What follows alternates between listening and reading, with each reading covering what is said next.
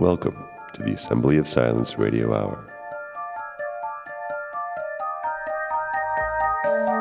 This audio program has been carefully packed to the legal limit with a weekly allowance of non-governmentally approved deep thoughts per square minute of podcast. Welcome to the latest iteration of the Assembly of Silence Radio Hour. We're beginning a new season with this episode, reflecting ongoing changes to the Silent Assembly. Every major change in life is like a new season, and I imagine that this will likely be an ongoing process. So the message here is, don't get too attached to anything about the Silent Assembly. Judah is unable to commit to a regular recording schedule as a host, and so it's going to be me, your humble servant Noah, taking over hosting duties for the foreseeable future. I hope Judah will appear from time to time as a guest as we go along, and the program will be featuring other interesting voices as guests. So if you know someone you'd like to hear on the program, or if you yourself would like to submit yourself for scrutiny as a guest, I hope that you will send an email to silentassembly@protonmail.com, and I'll consider all requests. I have a few people lined up, and I think you'll find it quite interesting. But in addition to doing guest interviews, I will be exploring in greater depth some of the topics Judah and I have discussed in earlier episodes. And this episode is one such instance. In a previous episode, we discussed the Mahabharata, which I'm mispronouncing, the ancient Hindu epic dating from approximately 400 AD. Some 600 years prior to that appears the Sanskrit text, the Yoga Sutras, which is referred to now as the Yoga Sutras of Patanjali, considered to be one of the most important texts in the Hindu tradition and the foundation of classical yoga. Now here the term yoga does not refer to the physical exercises that we now associate with all the various annoying things that we associate with yoga.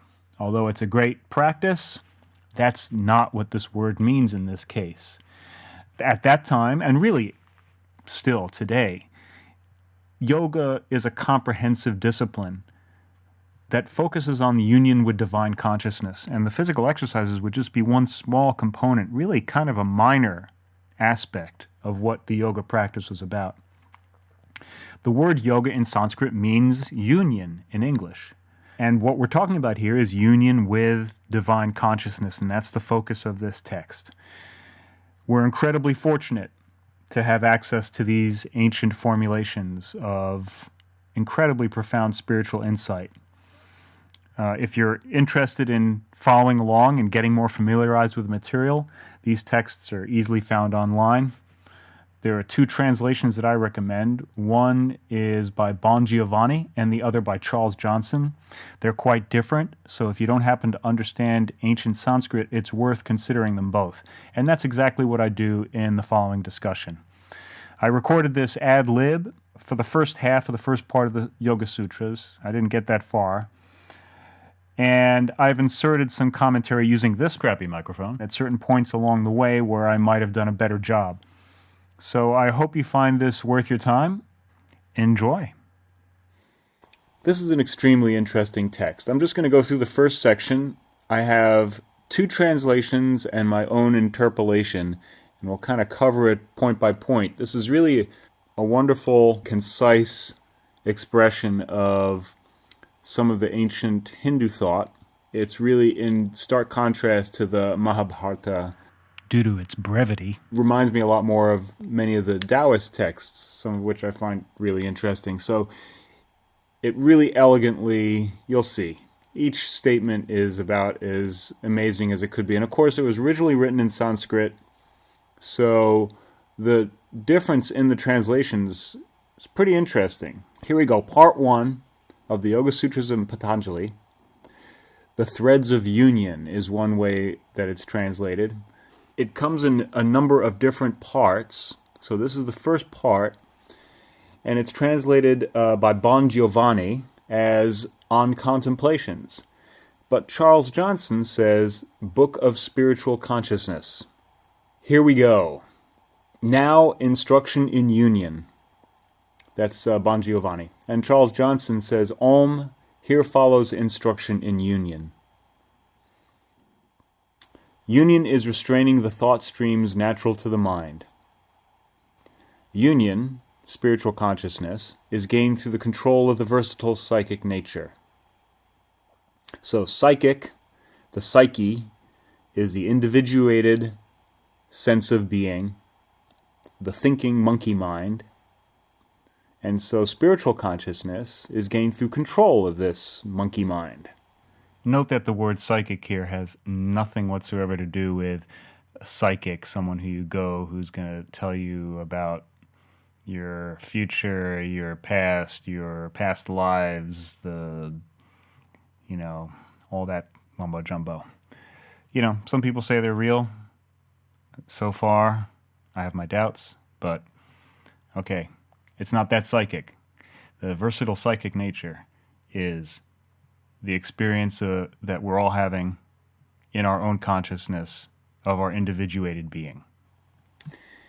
So the third statement here is, then the seer dwells in his own nature. That's the Bon Giovanni translation.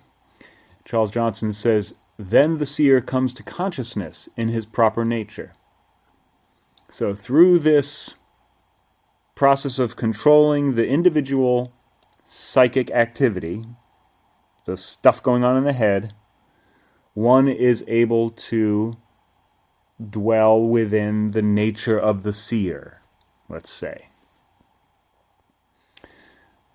Otherwise, if we don't do that, he is of the same form as the thought streams.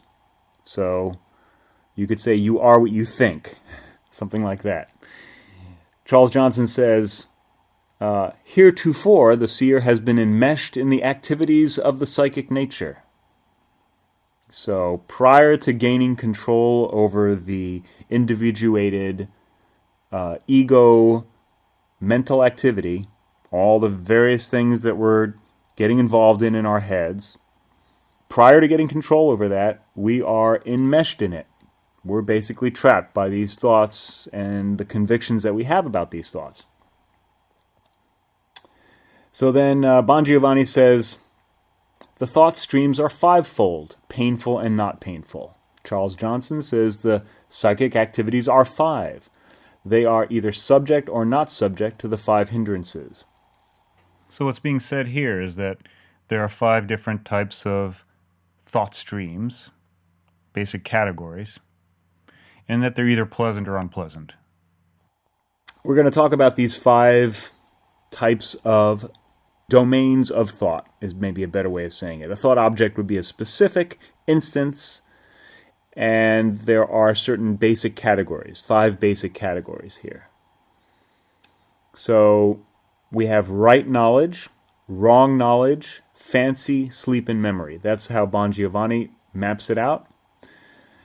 Charles Johnson says these activities are 1. Sound intellection, 2. Unsound intellection, 3. Predication, 4. Sleep, and 5. Memory. So, right knowledge or sound intellection, we could think of that as being accurate perceptions, accurate thoughts about those perceptions, where there's a relationship between the thinking and an actual phenomena that's occurring, and that it's a sound relationship. Wrong knowledge, or unsound intellection, is incorrect perception, an incorrect interpretation of perception. Actually, these are spelled out in the next few statements, so let's just go through the next few statements here. It says, right knowledge is inference, tradition, and genuine cognition. The elements of sound intellection are 1. Direct observation, 2. Inductive reasoning, 3. Trustworthy testimony. So the question, of course, comes in, how do we know what's trustworthy testimony? But of course, sometimes we have to accept someone's point of view as having authority in one way or another, and that is a valid way of going about doing things. If you place trust in a trustworthy person, then you're getting information from a decent source. So Then you have the difference between the translation between Bon Giovanni and Charles Johnson. You have tradition mentioned in Bon Giovanni. And you could say that the idea that right knowledge is associated with tradition has to do with if something has lasted the test of time, there's something correct about it. Moving along now, wrong knowledge is considered to be false, illusory, erroneous beliefs or notions. Charles Johnson says, unsound intellection is false understanding, not resting on a perception of the true nature of things. Fair enough. Fancy, Bon Giovanni, is following after word knowledge empty of substance. Charles Johnson uses the word predication. Predication is carry on through words or thoughts, not resting on an object perceived. So it's basically talking to yourself. Might be one way of thinking of it. It's a operation that carries on just by virtue of the language without any particular phenomena being referred to. So, fanciful. Then we have sleep as the next form of thought streams. So there's basic categories. Deep sleep is the modification of the mind which has for its substratum nothingness. I love that statement. That's Bon Giovanni. Charles Johnson says sleep is the psychic condition which rests on mind states, all material things being absent. It's interesting to consider the possibility that nothingness is the origin of what we experience during sleep. But it seems like there are things which creep into our sleep from our senses. You know, if there's a loud noise at night, someone might think that something happens in their dream. So I don't know that it's fully accurate to say that it's nothingness. Even though I love that statement, sleep is certainly a different form of experience within our cognitive realm. And I think that maybe Charles Johnson's a little better here. He says all material things being absent. Although, you know, a lightning strike, you know, there could be something like you're feeling on when you're sleeping. I remember feeling a texture when I was sick once, and it took on this kind of life in my dreams. It was a texture of the blanket, texture of the mattress, and it was greatly exaggerated in the dream state. But at any rate, let's not get too caught up on that. So now we're going to go to memory as a different category of mind states. Memory is not allowing mental impressions to escape. Another fascinating statement. Charles Johnson translates it, memory is holding to mind images of things perceived without modifying them. It's interesting to consider the difference between those two translations. It gives you a sense of the difficulty in translating. I imagine that the Sanskrit could really be interpreted in many different ways into English. And so once I get to a certain point here, I'm going to go through the whole thing again with the way that I've been interpreting it. So now we have our 5 basic categories of thought streams which we would want to control in order to relieve ourselves of the burden of the psychic nature. So it's right knowledge, wrong knowledge, fancy or predication, sleep, and memory. I would say dreams instead of sleep.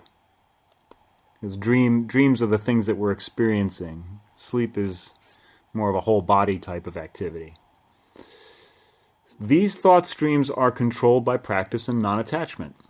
Charles Johnson says, the control of these psychic activities comes through the right use of the will and through ceasing from self-indulgence. Bon Giovanni, the next section. Practice is the effort to secure steadiness. Charles Johnson, the right use of the will is the steady effort to stand in spiritual being. Bon Giovanni, this practice becomes well-grounded when continued with reverent devotion and without interruption over a long period of time. Charles Johnson, this becomes a firm resting place when followed long, persistently, and with earnestness. Bon Giovanni, desirelessness towards the seen and the unseen gives the consciousness of mastery. Charles Johnson, ceasing from self-indulgence is conscious mastery over the thirst for sensuous pleasure, here or hereafter. Bon Giovanni, this is signified by an indifference to the three attributes, due to knowledge of the indweller. Charles Johnson, the consummation of this freedom from thirst for any mode of psychical activity through the establishment of the spiritual man. So, I'm going to go back to the beginning now and read what I've derived. So I'm saying that this first section of the Yoga Sutras, that is basically about distinctions between ordinary materially bound mind and extraordinary spiritually freed mind. The first statement, the spiritual mind concentrates on union with the cosmos. That's what Om signifies. Those of you who listened to some of the previous episodes may remember when Judah and I were discussing the word Om, how it has a tripartite meaning, a 3-in-1, that's related to Yod-He Vov-He, the past, present, future. It's kind of a holy trinity concept.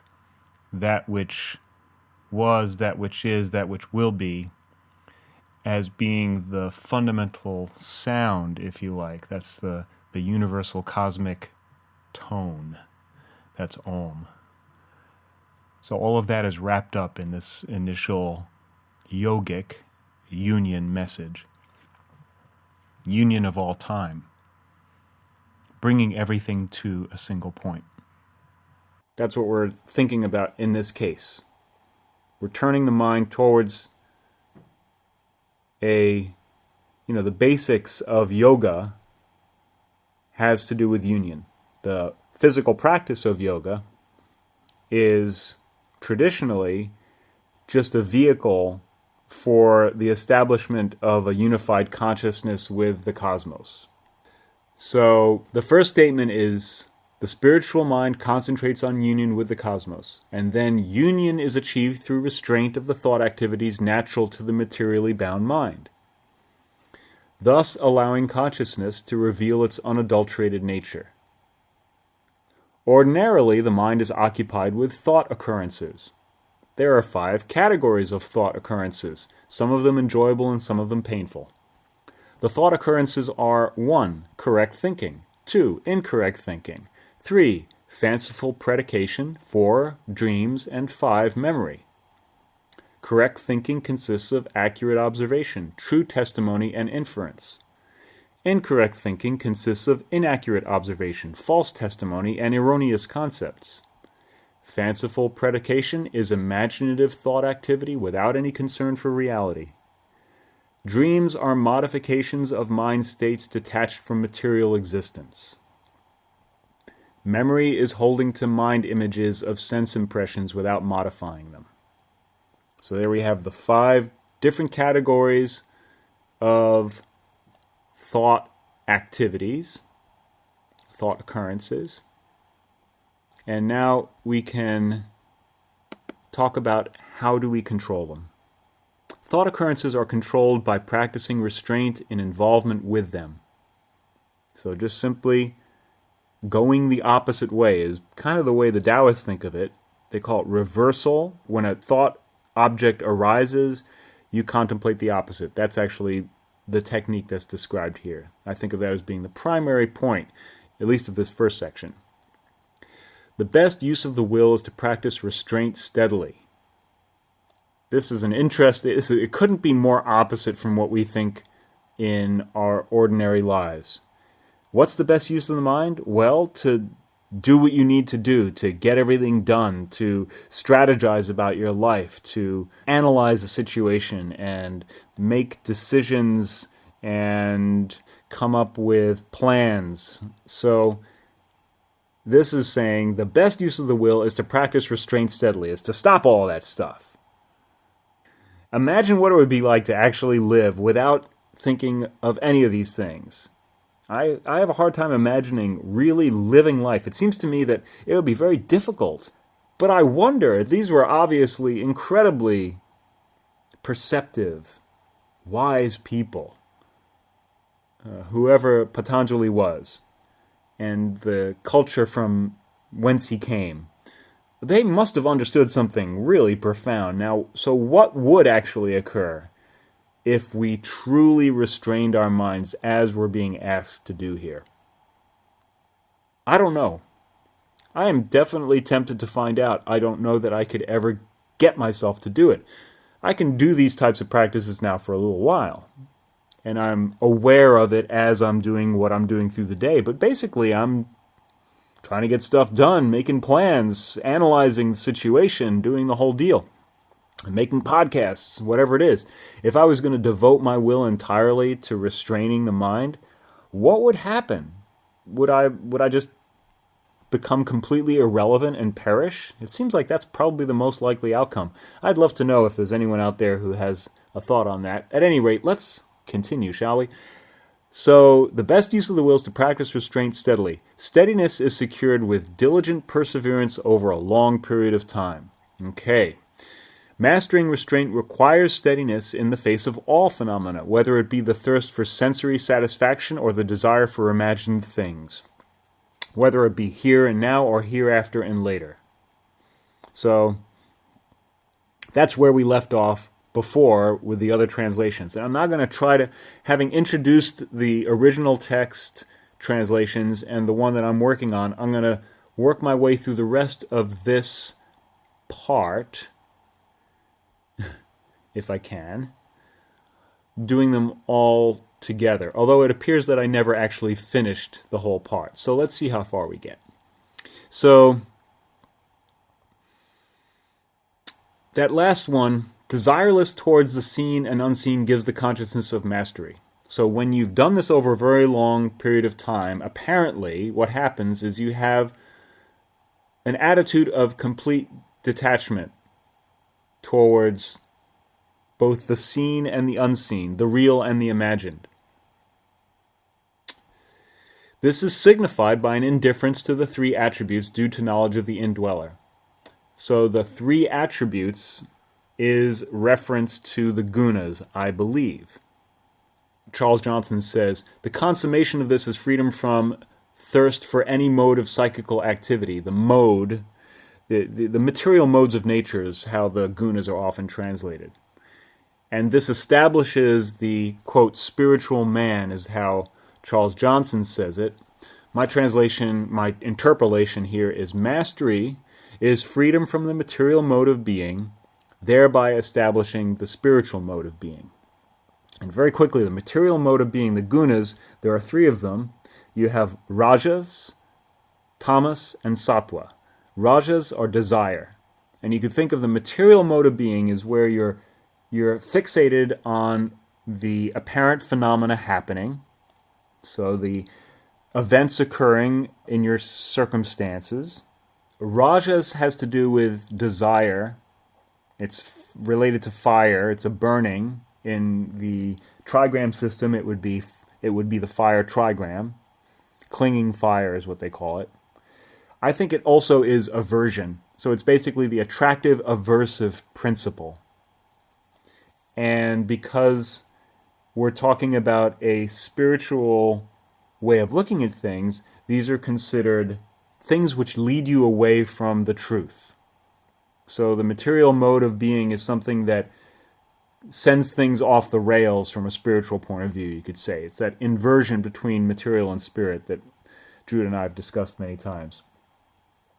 The second one is called tamas, which is basically ignorance. So just simply not knowing. It would kind of fall into the wrong knowledge, unsound intellection. What did I call it? Incorrect thinking. type of thing. Just not having the information about what's going on, not understanding, not able to perceive, state of ignorance. It's another way that we lose our way.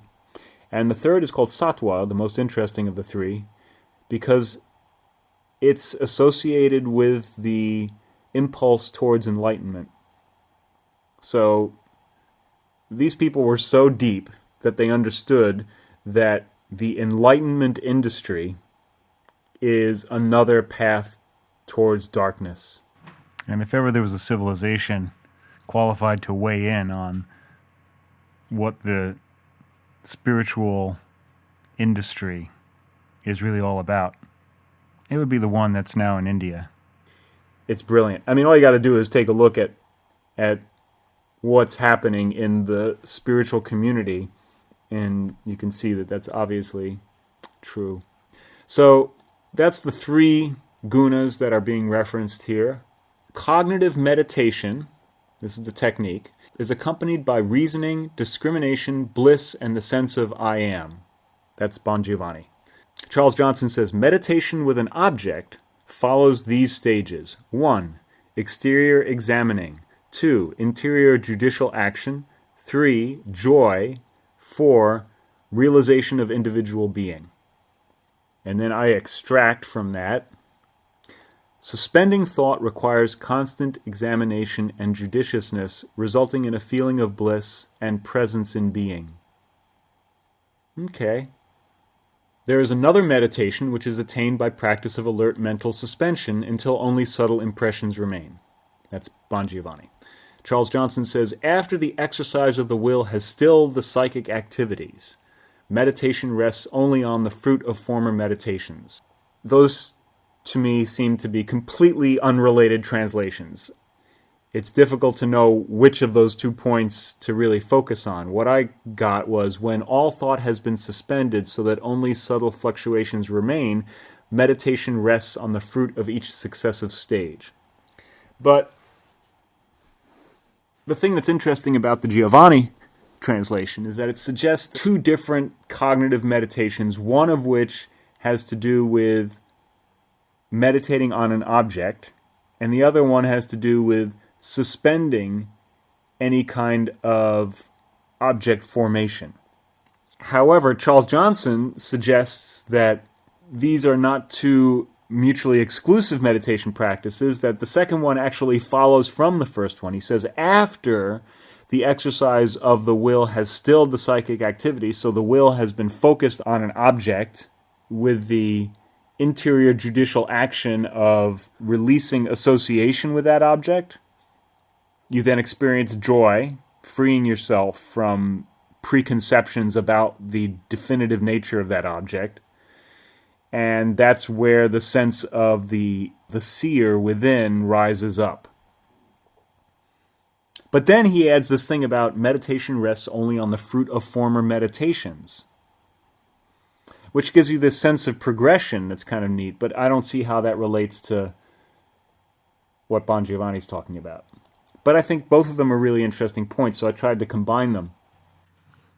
Taking another look at it now, I'm noticing that it looks like the order of the statement is reversed in each of these translations. So in Bon Giovanni, you have the practice of alert mental suspension until only subtle impressions remain, the second half, whereas you have the exercise of the will has stilled the psychic activities in the first half of the Charles Johnson.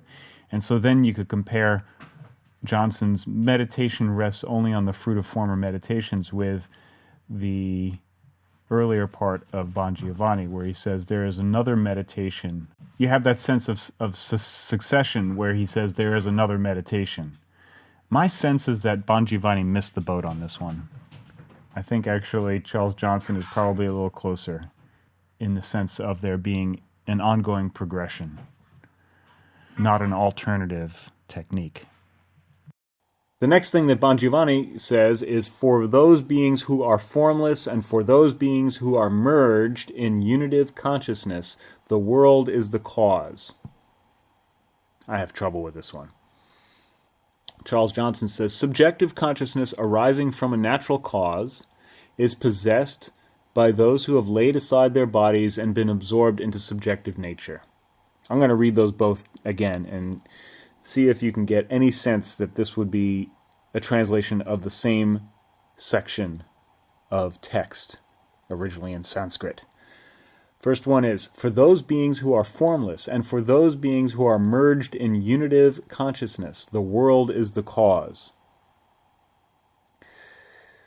Subjective consciousness arising from a natural cause is possessed by those who have laid aside their bodies and been absorbed into subjective nature. I gotta admit, I don't know how to reconcile those two. What did I do? I said, union is the form of consciousness that arises when one lays aside the body's material attachments and allows the thoughts to cease. I don't know. I think I just kind of went back to the main subject because I couldn't figure out what to do with those other two. The only real way to deal with this would be to learn Sanskrit. So, I guess if I ever have a lot of time on my hands, that's what I'll try to do. Until then, I'm just going to hack through some more of this and see where we go. There's another way of looking at this passage that's related to the previous one, where if you look at the beginning and the ending as being reversed. So, in this case, you have the world is the cause as the last part of the Bon Giovanni. And in the beginning of Charles Johnson, he says, subjective consciousness arising from a natural cause. So we say natural cause and the world is the cause are the related passages here. I still find it pretty difficult to really penetrate this one. So Bon Giovanni then says, for others, right? So in his previous statement, he said, for those beings who are formless and for those beings who are merged in unitive consciousness, the world is the cause. But for others, the ones who are not formless and who are not merged in unitive consciousness, clarity is preceded by faith, energy, memory, and equal-minded contemplation. Charles Johnson says, for the others, there is spiritual consciousness led up to by 1. Faith, 2. Valor, 3. Right-mindedness, or right-mindfulness, 4. One-pointedness, 5. Perception. Again, we have two quite different translations. What did I end up deriving from it? I said, alternatively, clarity can be achieved by faith, courage, right mindfulness, focus, and equal-minded contemplation. It seems like these last two sections of the Yoga Sutras, I guess you could say the last two sutras, are describing two different forms of consciousness. Ones which have achieved the discipline described in the earlier sutras, where the best use of the will is to practice restraint steadily. And if that restraint is practiced steadily, then the form of consciousness is unitive. There's no distinction being made. So that would be for those beings who are formless and for those beings who are merged in unitive consciousness. Just kind of the same thing. But then there's the rest of us, which as far as I can tell is most of us. I really, really would love to know how many people have been able to practice this to the point where that's the world that they're living in, where they can experience that unitive, formless, spiritual consciousness at all times. It's hard to imagine that would be possible even under ideal circumstances. And nowadays it seems almost impossible to imagine. Although little glimpses during meditation can be achieved. But then we got to get back to life, right? So, for others, for all of us, I'll say, because I don't imagine that anyone who would be listening to this podcast would be suspended in mental restraint.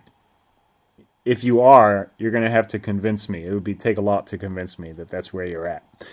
So it's for the rest of us that this second statement is being made. Clarity is preceded by faith, energy, memory, and equal-minded contemplation. Charles Johnson. Spiritual consciousness is led up to by 1, faith. They agree about faith. Right? 2, valor. So valor and energy are somehow related. Right mindfulness, which is hearkening back to the 5 categories of thought streams. One-pointedness and perception. So really the only word that's common between these 2 translations is faith. Bon Giovanni says faith, energy, memory, equal-minded contemplation. Charles Johnson says faith, valor, right mindfulness, one-pointedness, and perception. It would be fascinating to know what the actual Sanskrit was. So I said clarity can be achieved by faith, courage, right mindfulness, focus, and equal-minded contemplation. The point being, of course, that there are a variety of techniques for those of us whose minds are still involved in the gunas, the material modes of nature. There are a variety of ways that we can have some taste of spiritual consciousness. I think that's the basic point being made here. So, to continue along here, we go, Bon Giovanni, equal-minded contemplation is nearest to those whose desire is most ardent. Charles Johnson says, spiritual consciousness is nearest to those of keen, intense will. I derived, equal-minded contemplation is nearest to those of keen, intense will. Pretty straightforward. Bon Giovanni says, there is further distinction on account of the mild, moderate, or intense means employed. Charles Johnson says, the will may be 1, weak, 2, of middle strength, or 3, intense. I say, the will may be 1, weak, 2, of middling strength, or 3, intense. I guess I favored Charles Johnson there. Or by surrender to God. That's how Bon Giovanni puts it. Charles Johnson says, or spiritual consciousness may be gained by ardent service to the Master. And I say, union may also be attained by devotion to God. Now, let's go for the next one first before we discuss this. It's a wonderful definition of God that I'd never heard before. I think it's incredibly beautiful. The way Bon Giovanni says it, God is a particular yet universal indweller, untouched by afflictions, actions, impressions, and their results. Charles Johnson says, the Master is the spiritual man who is free from 1, hindrances, 2, bondage to works, and 3, the fruition and seed of works. So in this case, Charles Johnson is avoiding the use of the word God. He's talking about the Master being a spiritual man, which, to my mind, is a little confusing because it suggests something resembling an individual person.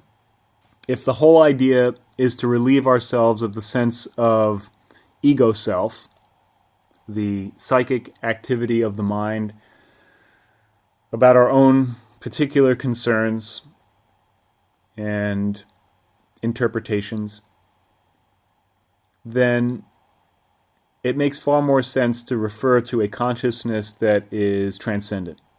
Or unitive, which is the whole yoga concept. So I like the word God here. I think it's a beautiful way of referring to it. And if you read the Bible, as I do, and you start to think of God in these terms as a particular yet universal indweller, untouched by afflictions, actions, impressions, and their result. So, particular yet universal indweller means within all of us, of course, but a particular one, meaning the one God, it is a particular indweller within all of us. And then when you read the Bible and you think of, and you read the passages where God is speaking, you realize this is the indweller speaking within the person. You don't have to imagine coming on down on a cloud or something like that. It's just a really beautiful way of thinking of it, and I think it integrates perfectly with the Judeo-Christian Abrahamic tradition, if you like. The way I derive that formulation is God is a particular yet universal indweller who is free from affliction and hindrance, having no bondage to action, the seed of action, or the fruit of action.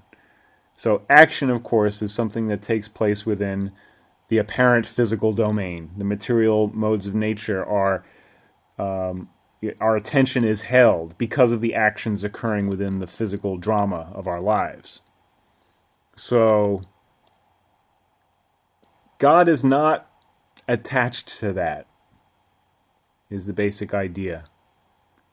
We're kind of meat puppets within which God exists of all of us, and I would say all living beings. And I would say also probably all entities, including molecules and atoms and particles. I've written an article on that subject, and I will provide a link to it in the show notes. There's a conscious being within all things, experiencing all the different points of view that there are for every entity, everywhere. God is that source of being. Now, we are not God. God is in us, but we're not gods, and we're not God.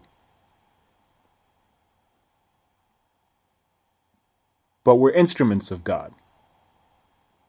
God is within us. And what this is saying is, here's how to recognize that. Here's how to live with that. And to free yourself from the misery of ordinary life.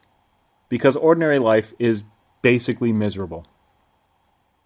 It doesn't matter how good you have it. Everyone knows. Rich people can be even more miserable than poor people. But of course, poor people can be incredibly miserable too. There's a huge range of misery, but there's a fair amount of it in most people's lives. And then the bottom of that goes way, way, way, way beyond what most of us can imagine.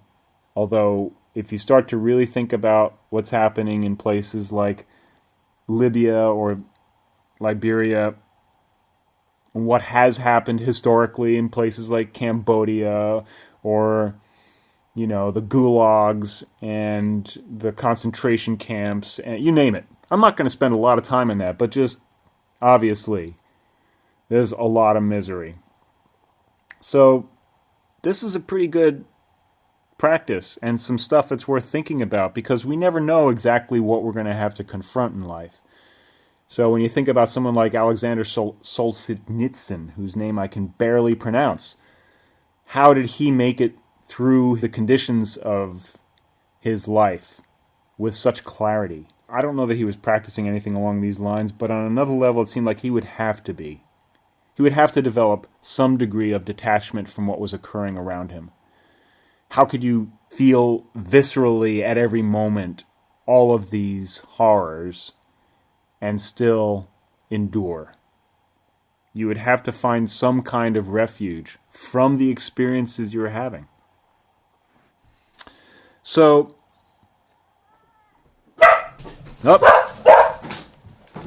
I'm being interrupted. This might be the end of this episode. We'll pick it up again soon. Hope you enjoyed it.